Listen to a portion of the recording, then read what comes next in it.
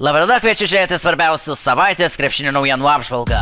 Šį kartą laidoje trečioji ir paskutinė LKL vasaros turgaus apžvalgos dalis. Pradėkime nuo Jonavos komandos, kuri pradės visiškai naują erą šiai komandai kitą sezoną. Vadovaus Mantas Šernius, pakeisintis Virginijų Šeškų, kuris keliasi į Mažeikius. Lietuviškai Jonavos komandos regioną artėjantį sezoną sudarys Martynas Arlauskas, į Jonavą grįžtantis Aurimas Majauskas, Erikas Veckus ir Titas Januševičius, debiutuosiantis Lietuvos krepšinio lygoje. Komandoje išvysime ir Kobe McEvaną, Dominiką Breftoną ir metus nežaidusių ukrainietį Bogdaną Blizniuką. Kaip jau buvo minėta, Mažeikių komandos vyriausiųjų treneriu tapo Virginijus Šeškus, atsisveikinęs su Jonavos klubu. O kaip sekasi pasiruošimas naujam sezonui? Paklauskime Virginijaus Šeškaus.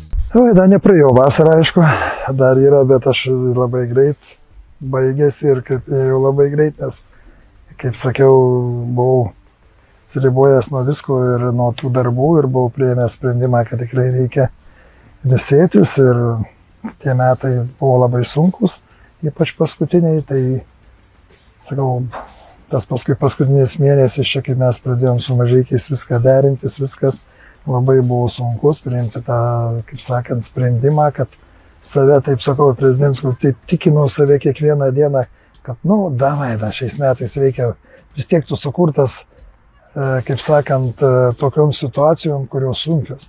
Aš taip buvau gyvenime, nes man visą laiką taip ir išeina, kad viena komanda, antra, nuveini ten, kur tos situacijos tokios yra, kaip sakant, ne į kokį turtingą klubą, kur reikia visiems kartu dirbti, kad gerus žaidėjus nusipirkti. Tai ir Mažeikiai, aš manau, bus tokia stotelė, kad reikės visiems kartu su prezidentu, su visais dirbti, kad būtų Mažeikiam geriau. Donatas Sapeckis, Šarūnas Valunta, Mikrailas Kirvesas, Tomas Danavičius, Jamiras Garisas, DJ Federis. Štai šie naujokai atstovaus Mažeikių klubui. Su didžiaja dalimi Mažeikių komandos praėjusio sezono žaidėjų buvo pasibaigusios sutartys.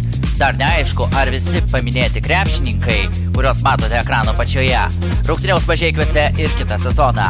Taip pat neaiški ir Martyno Gecevičiaus ateitis M-Basket Delabout klube.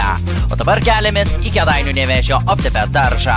Kėdainių klubas naujokų jau neieško ir komplektacija praktiškai jau yra pabaigęs. Tarp komandos naujokų pamatysime daug debiutantų. Tarkim, Josefas Geradas ar aukštaūgis iš Serbijos Dmitri Nikoličius dar tik pradeda profesionalo karjeras. Taip pat Kėdainiuose išvysime Joną Zaką, kuris rungtyniavo Utenos ekipoje, ir į Kėdainius sugrįžtantį Darilą Dualą. Visam šiam legionui ir toliau vadovavo žmogus, kuris Kėdainiuose jau apsiprato seniai.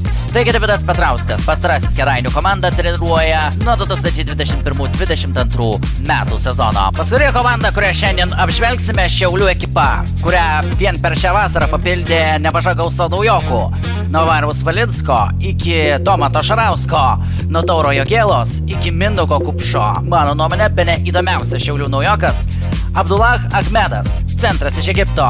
O visam šiam paradui vadovaus Žydrūnas Urbonas. Komandos vairą perėmęs praėjusio sezono metu ir su Šiauliais pernai žaidęs Karaliaus Mindaugo taurės finalo ketvertę. Tuo šiandien savo laidą mes ir baigiame. Ačiū, kad žiūrėjote.